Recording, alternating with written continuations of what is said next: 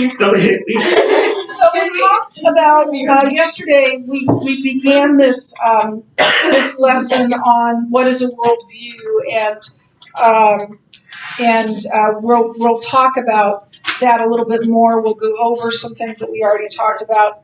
But we watched that video yesterday, and we talked about what a worldview is. And so I think that's going to be up here.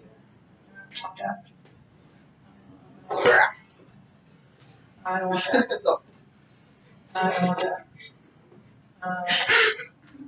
No. Okay, what is a worldview? That's where we want to be, right there. See what I told you. So what is a worldview? How someone views the world. Yeah, it's like, I know you're not supposed to use the word in the definition, but exactly. But it is the way the way one views the world. It'll say that on here, the way in which one views the world. But it's also an understanding of how the world works and where one fits in. It's an understanding of who am I based on and my worldview will inform me of that and what's important. My worldview will inform that. What do I believe? My worldview will inform that. Whatever my worldview is, that it will sort of answer those questions. It's a basic set of beliefs by which one explains the world, interprets circumstances, and lives his or her life. If I'm living as a pantheist in Asia or something like that, if I'm a Hindu, then I'm going to interpret things in terms of what the gods, have done and what I've done and how the gods are responding to that. It's going to be a very different sort of worldview, a very different interpretation of my life and my behavior than if I'm Christian or if I'm a postmodernist or if I'm any other worldview. And so it's how we make sense of the world around us, and it influences everything in our lives. And it influences our decision making. It influences our relationships and how we view those relationships and how we act within those relationships. And so all of that is part of what a worldview is or what a worldview does for us. It's the foundation from which one lives, views life, thinks, and responds to the world in which he or she lives. And so this is the anchor of the week. You want to remember this. This will be on your quiz, which maybe next week, I don't know, we got a lot of other stuff we're going to do that's not lecture before the quiz.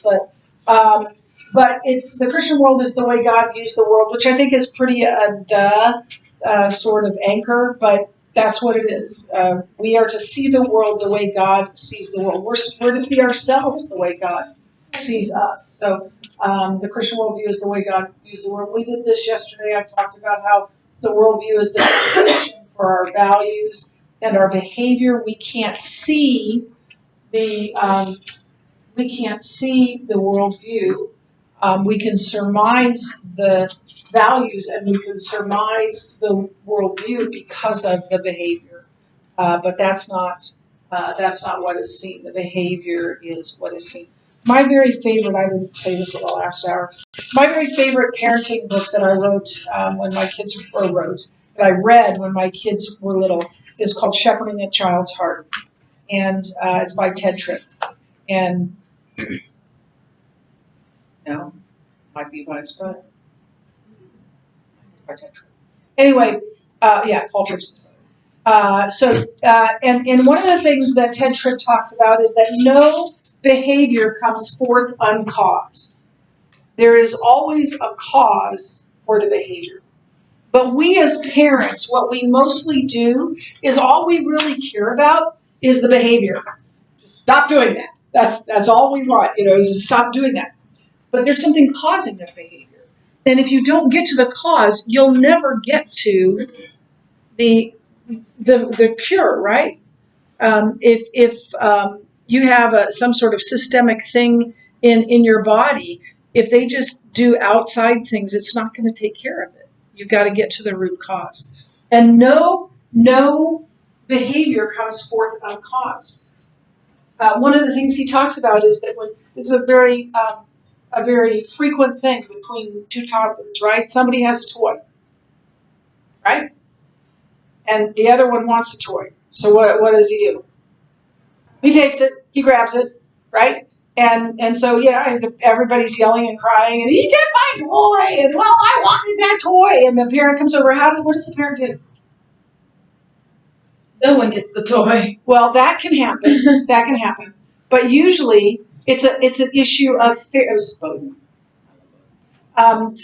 Usually it's an issue of fairness, right? Give it back. Your brother had it first. Give it back. But the thing is that and I used to tell my kids this, you have two sinners, right? You have the selfish one that grabbed the toy, but you also have the selfish one who doesn't want to give it away. So if you don't get to what the root cause is, then you're not going to get the right answer, and you're not going to get the outcome that you want. And that is the case with our worldview. It's the parts that we can't see. But if our worldview is not accurate, then nothing else is going to fit. Nothing else is going to make sense. That worldview is like the foundation of who we are, and it colors everything else. And so everyone has a worldview, even if they say they don't have a worldview. Everyone has a worldview. I don't know if that's it influences their decision making in every part of their life. We went through the anchor. Let's talk about these 5 life questions. And this gets a little lengthy in the slide department here, but and our worldview will inform how we answer these questions. And we're going to talk specifically about how does a Christian answer these questions. But each worldview will have an answer to these questions. So the first one is, from where did I come? Which is grammatically correct. Go get them. Oh, they didn't hear me. Tennis players. So from where did we come? Why is there such a mess in the world? What hope do I have? What is my purpose in life? And what happens when I die? And every worldview will give an answer to those big life questions. So how does the Christian worldview... I'll do this first. So there are 5 major worldview belief systems. One is theism. Theism is do you know what theism is? Yeah, it's the religions that believe in a personal God that created everything, created us, and the personal God looks different in each religion, but they believe in one personal God. There's no other gods. There's nothing that competes with God. There's no one that can compare to God. That is one being that is all powerful and nothing can thwart him. Actually, so theism is the belief in one God. There are 3 theistic religions. Name one of them. Christianity is a theistic religion. Yeah. Islam is a theistic religion. Judaism is the last one. Now, they don't agree with one another in doctrine, but they are all theistic religions. And then the second major worldview system is humanism and nationalism. We talked about this yesterday, and humanism and nationalism they're a little bit different, but they're both atheistic. So humanism is ostensibly a belief in the importance of human beings, but nationalism says the natural world is all that exists. Humanisms would agree with that. Humanists would agree with that only the natural world exists. There's no supernatural. It's just the natural world. And then the next one, Post-Modernism, is also atheistic. And I talked about this a little bit yesterday as well. But one of the hallmarks of Post-Modernism, and when we get to it, you'll see this, is this idea of deconstruction. And when we get there, I'll talk to you about how deconstruction has crept into the church. So postmodernism is supposed means after, right? Modernism, and after the sort of the modern period, there came this idea of, you know what, the way they thought in the past, the things that they've assumed in the past or just taken by, faith, they need to be torn down. Those are bad things. And so they decided that they had to deconstruct, they had to tear everything down to build a new system.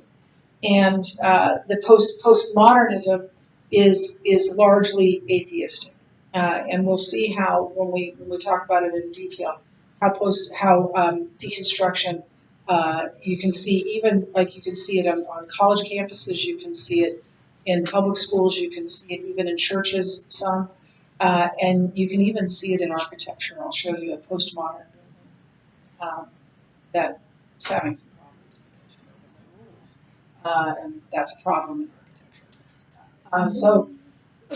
So postmodernism is the third worldview. Pantheism is the belief in many gods.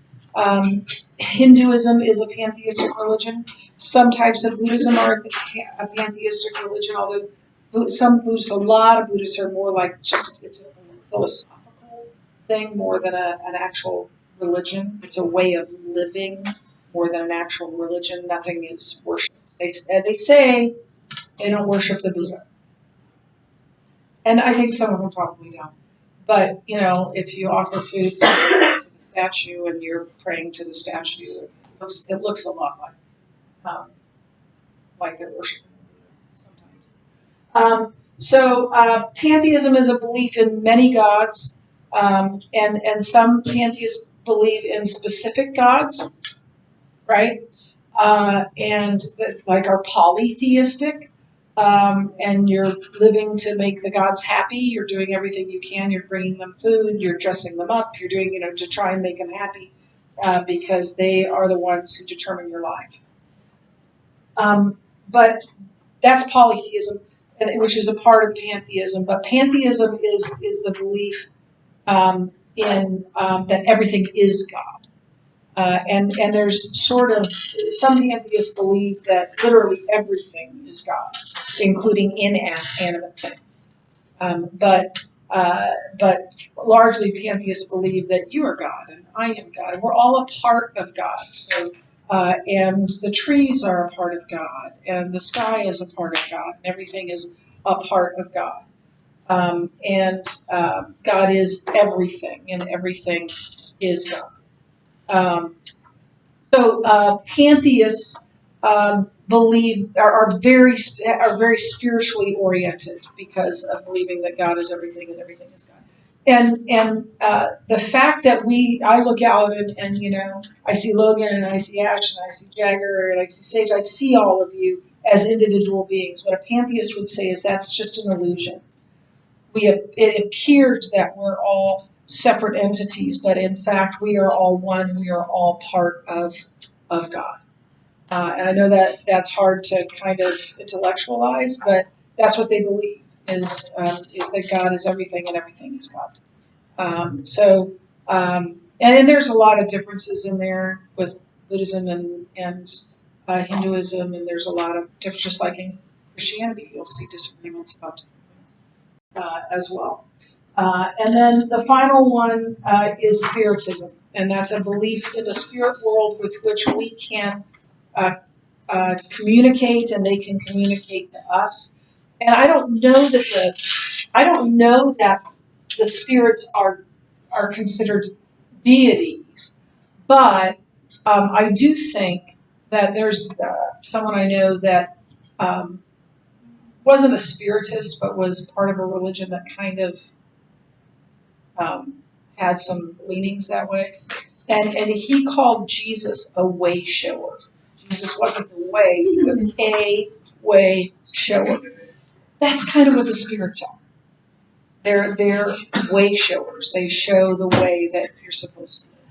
And part of living a good life is keeping them happy, keeping the spirits happy. So those are the five worldviews. Arguably there are others, but those are the five that we'll talk about, each um, uh, in particular and in detail.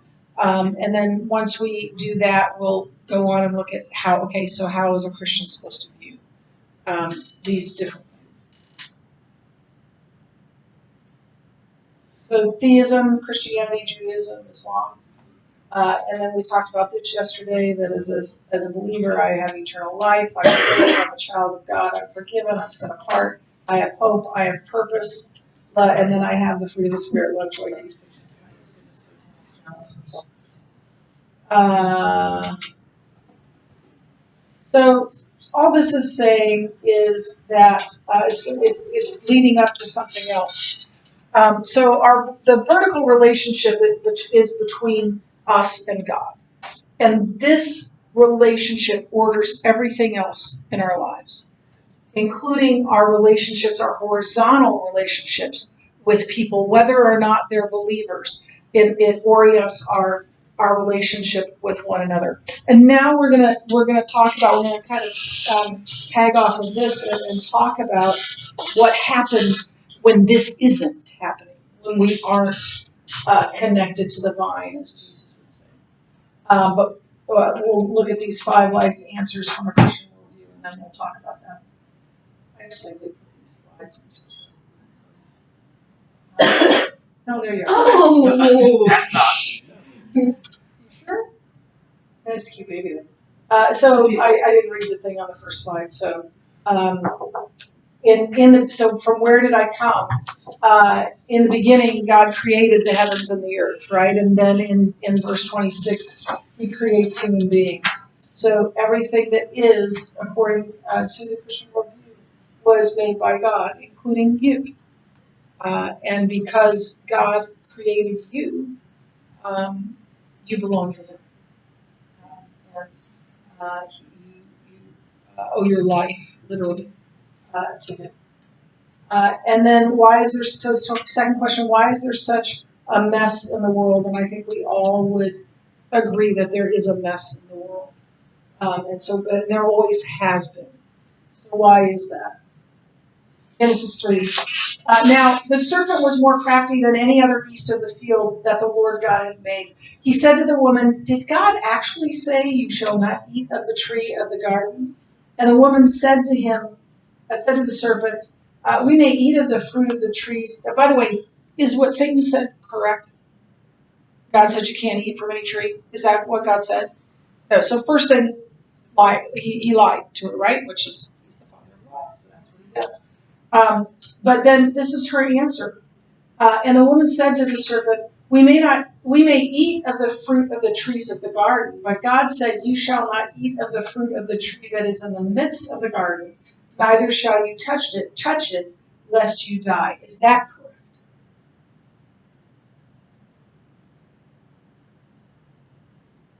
Is it completely correct? Yeah, he never said anything about touching it. So now Eve is twisting what God has said. Satan twisted what God said, and now Eve is. Did he say you won't touch that one tree? Yeah, he did. But he didn't say anything about touching it. So now the woman is saying something that's untrue as well, and so then it says, but the serpent said to the woman, "You will surely not die, for God knows that when you eat of it, your eyes will be opened, and you will be like God, knowing good."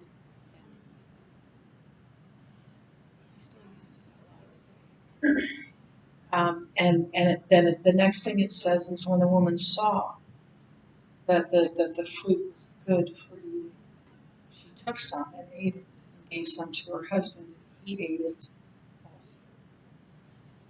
And that was the fall. And sin entered the world. It isn't what God wanted. But he gave us free choice, right? Why did he do that? Why does he still does? We can choose to obey or not. tried to do it. Yeah. It's not love about it. Yeah, and so because of his love for us, right? So how is that a loving thing? It's forced, it's not. Forced love isn't love. There's no such thing as forced love. For love to be love, it must be freely given. If someone puts a gun to your head and says, say you love me, you're going to say you love them, but you don't. If you did before, you don't now, right? And love has to be freely given.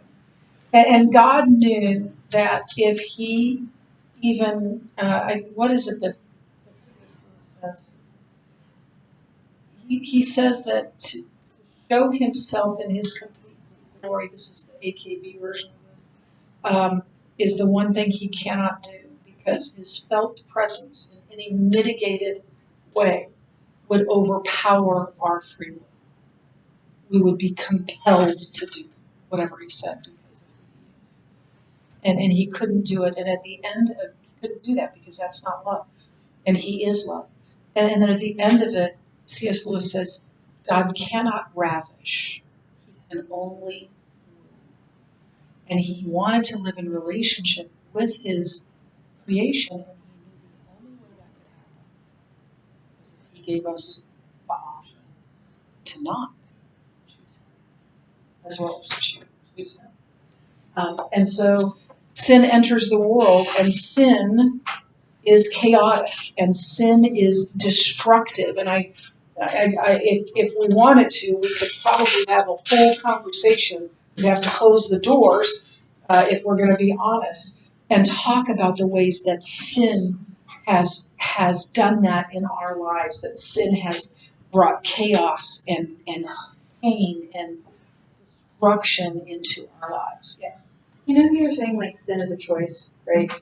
I've had like different answers on this, but do you believe that if Adam and Eve would have like continued in the garden and they would have like had kids eventually, and you know, like we would have continued living in the garden, that eventually someone would have sinned and like the fall would have happened? Like, do you think we could have gone farther than Adam and Eve without like the fall happening?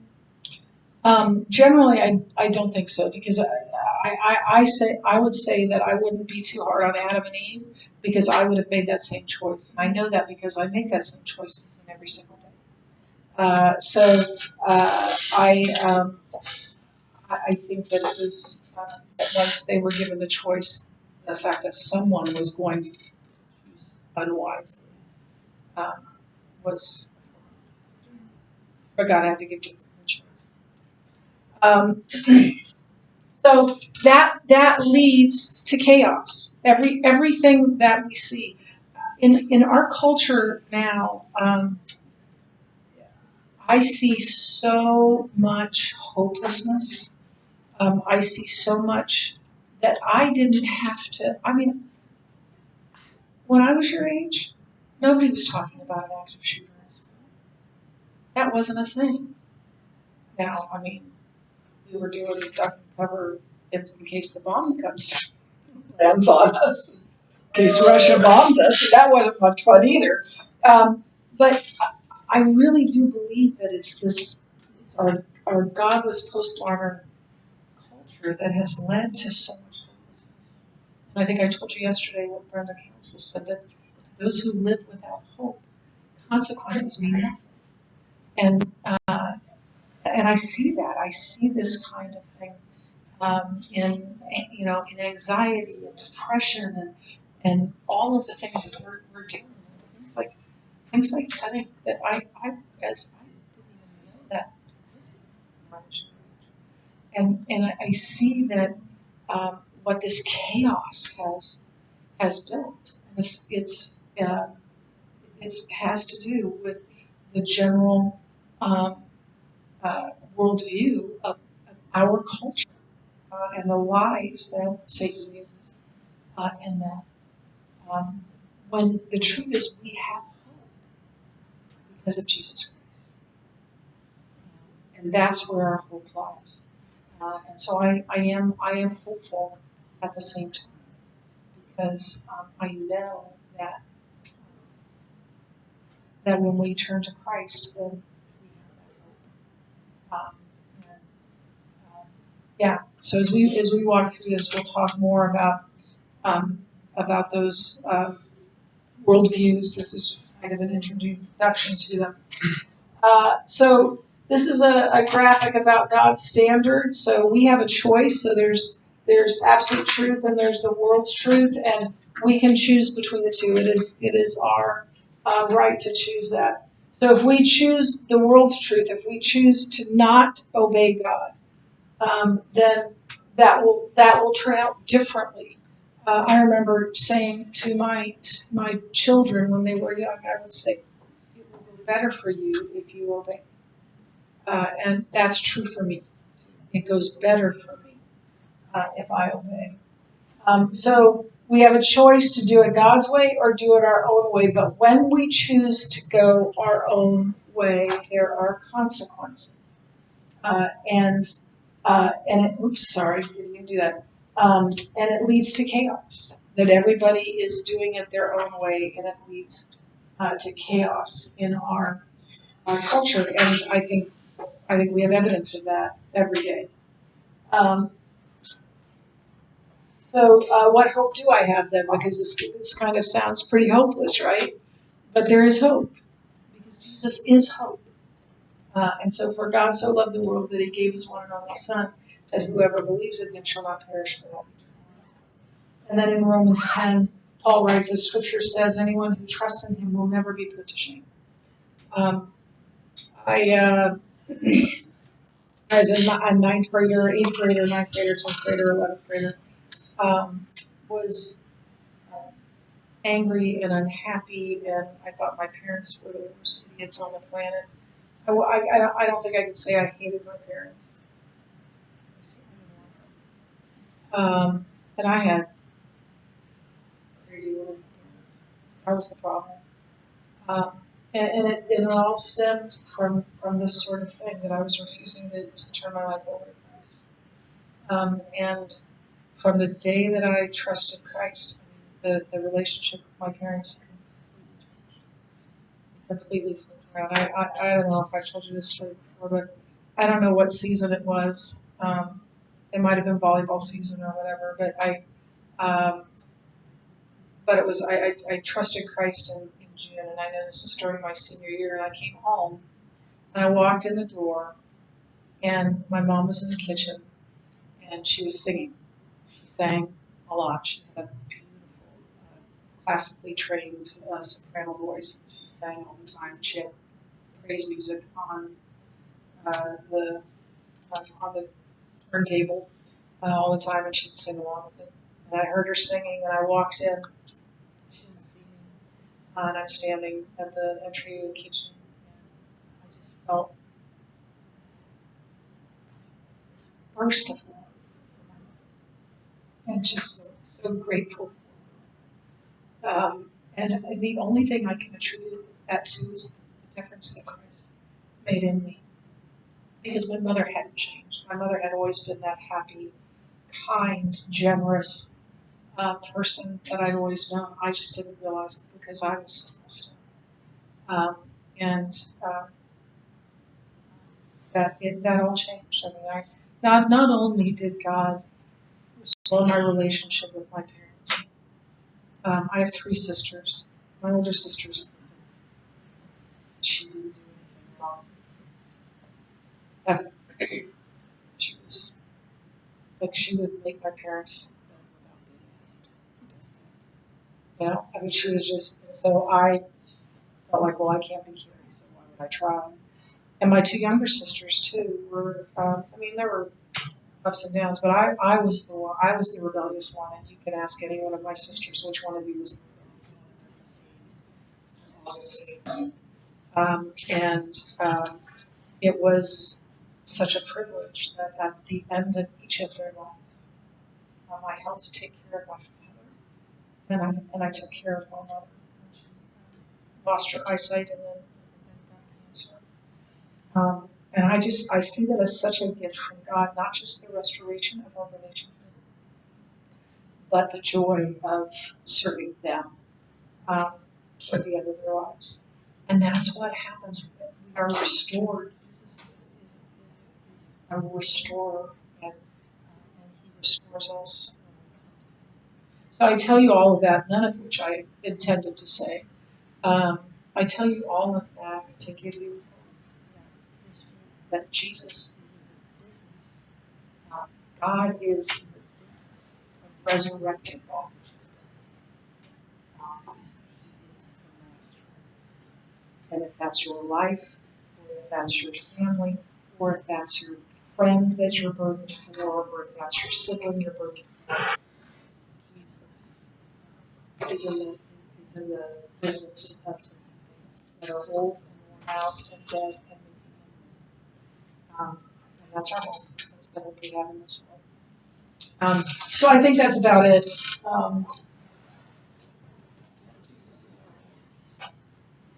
Yeah. So our purpose on earth is to love God and to love others unconditionally and to live to the fullest. I'm going to give some a little bit of context to that, because living to the fullest is like, go out there and make all those millions of dollars and do everything you want to do and climb Mount Everest or whatever. Yeah. But I would submit that loving God and loving others is living. That is what life in the fullest is to live for God. Oh, wow. Those who believe in Jesus Christ will live forever with him in heaven. That's what happens when we die. And then this is another C.S. Lewis quote. It says, I believe Christianity is I believe that the sun has risen, not only because I see it, but because I see by it I see everything else. What do you think he means? So you can't see God basically. I believe in God because I see what he has done. I've seen what he's done in my life and in the lives of others. And I think we're seeing that. I feel like we're seeing that even just this year so far in this school. I don't know if you feel it, but I feel a difference. And I think it's largely because of the students. The students who have sold out, so I'm going to follow Christ and lead others to that. So after we're done with this particular lesson, that's why we'll go on to talk about leadership, because you're in it. I mean, the teachers are leaders, but I'll tell you right now, any freshman, sophomore out there would rather hear from you than hear from me, and they take whatever you say more seriously than they take what I say. So and I'm looking at you, and you're really good leaders. And so, Best in classes you've had in a while. yes, but you have a great class, and you have a lot of great leaders. I'm excited to see what you do. Okay.